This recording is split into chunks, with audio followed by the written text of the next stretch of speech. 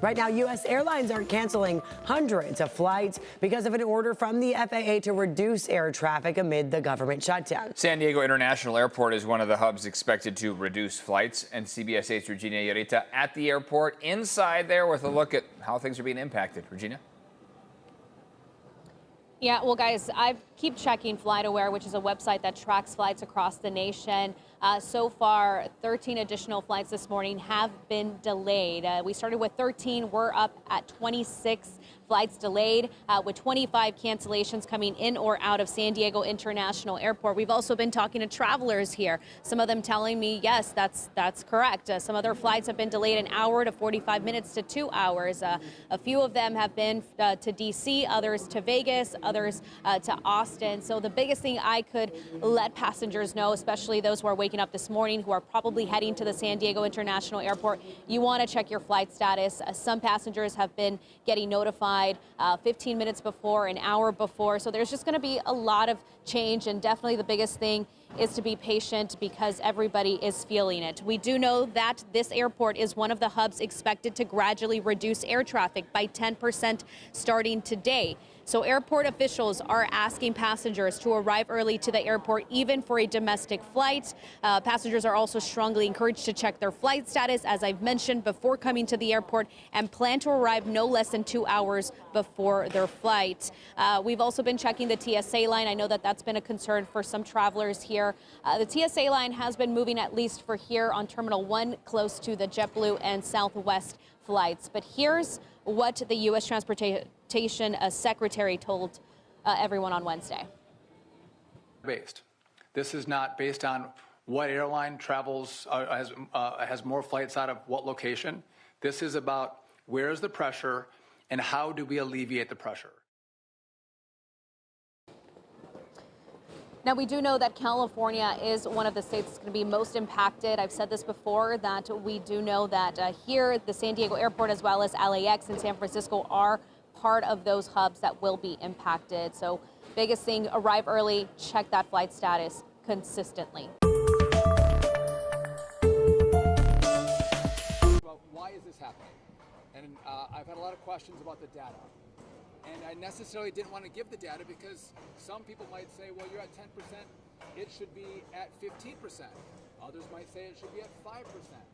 It is not a science, it is an art that we're trying to deploy to keep people safe in the airspace.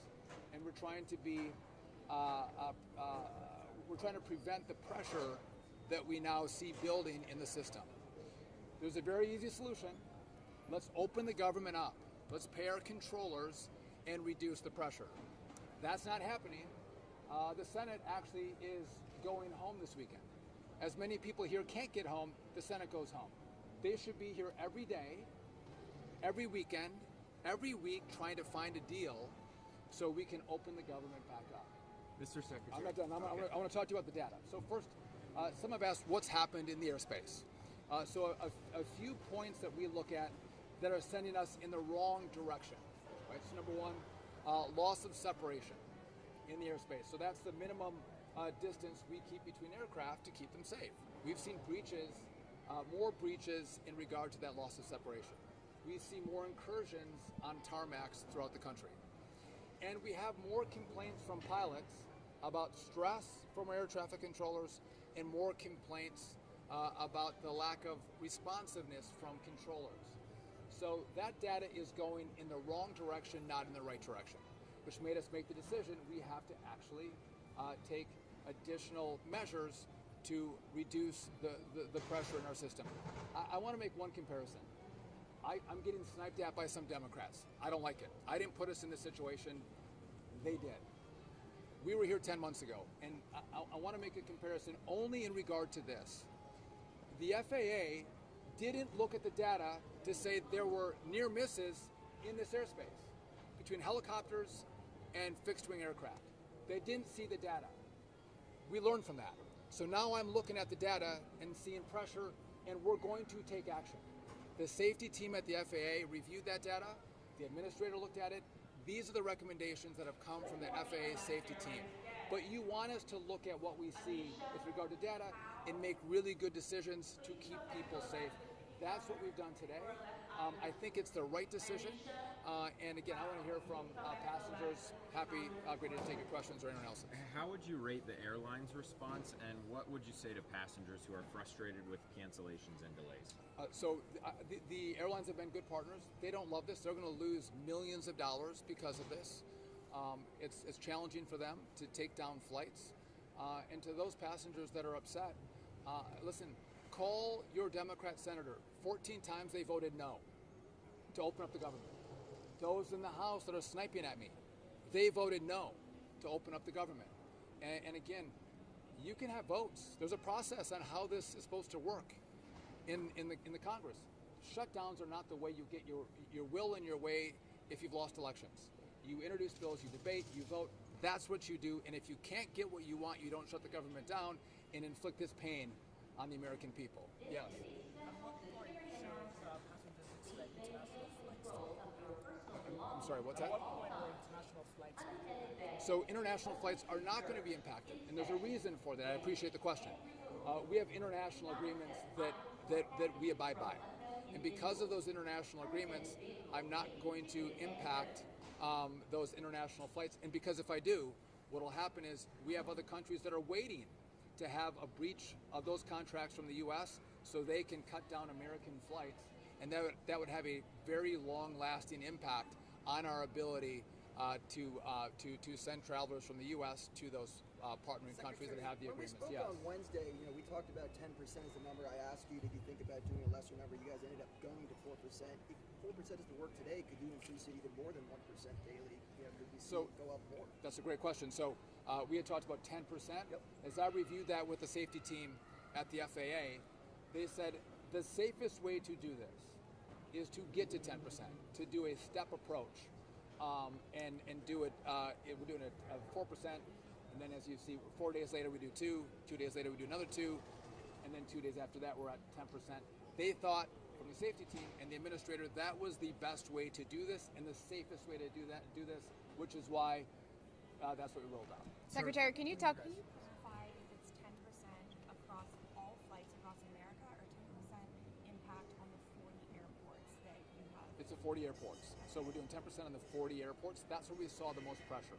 So how many flights per day is that? Because it's not 4,500, right? It's going to be less than that. So it's going to be 4% today in regard to those 40 airports. And again, we're going to step ladder that up to get to 10% next week.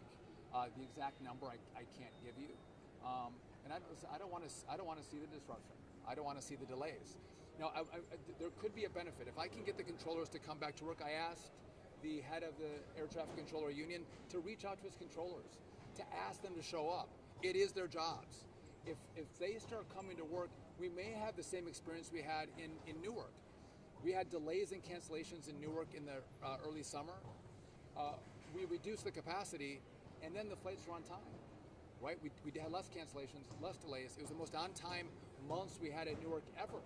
So that could be an outcome of what we're doing. And we'll see probably more people on less flights, which means less pressure on control. Sir, have you spoken to the president today? Any expectation he has in the middle of this tense situation across the country? So I haven't talked to the president today, but I've talked to the president. I've talked to the White House. They're fully read in on what we're doing. And when I look to the safety team, the White House also looks to the safety team to help us make the right decisions, to do the best we can to keep people safe. But there's an easy answer. There's an easy answer. Open up the government. Stop this. And by the way, when I was in Congress, we had shutdowns. I stayed here for a month. I didn't fly home. I sat in my office, working on deals, working on solutions. Why are senators going home? If you can vote 14 times to keep the government shut down and create this gridlock in our airports, and you're going to go home, they should sit here. Like Americans sit in airports, they should sit in their offices. They should sit in the Senate and figure out how they're going to come up with a deal to open this back up and not use the American people as leverage. You had a question? Can you talk about the morale of the air traffic controllers right now? Obviously, long hours, some are not coming to work, unpaid for the last couple of weeks. What's the morale like? So listen, you don't get paid. You're stressed about paying for your families, food on the table. There is stress, and we see that. They're not happy, but you know what? Most of these men and women are great professionals. I've told you this, we don't have the best equipment. We do have the best controllers, and they work really hard, and they care deeply about keeping Americans safe through our airspace, and I'm grateful to them for that. But let's not lie about the pressure they're under. What's happened is a lot of the same controllers come to work every single day. We have that group, then we have another group that has a longer record of not showing up.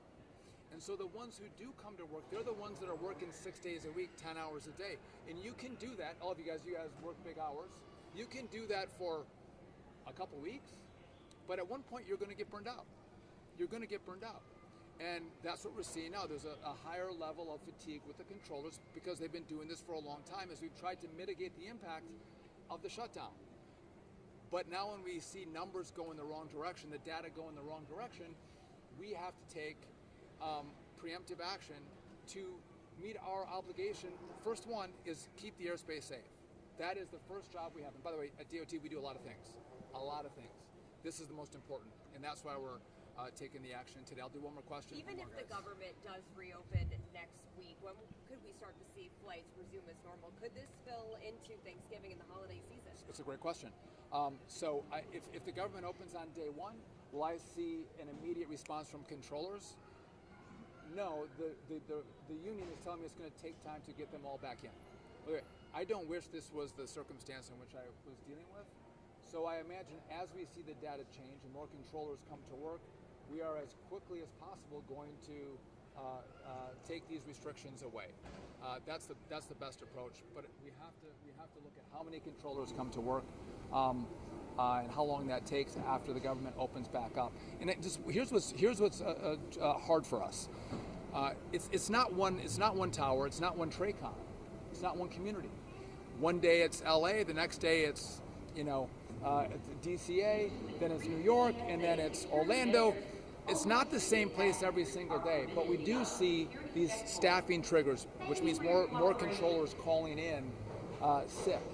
And there's no rhyme or reason to it, which is why we are taking this action to reduce the pressure. And again, hopefully what we're going to do today is going to make sure the airspace is safer than it was as we go through this shutdown. And so my last message is I'm going to go talk to passengers. My message is enough. You've inflicted enough pain on the American people. I hope those who vote to keep the government shut down will come to an airport and they should introduce themselves to the travelers and ask them if it's worth it. Is their delay worth it? Is their cancellation worth it? And I think the resounding answer to that will be no. And so open it up and go through the process that our founders set up for us, which is debates and votes. With that, thank you all. I appreciate you coming up. Thank you, guys. Thank you.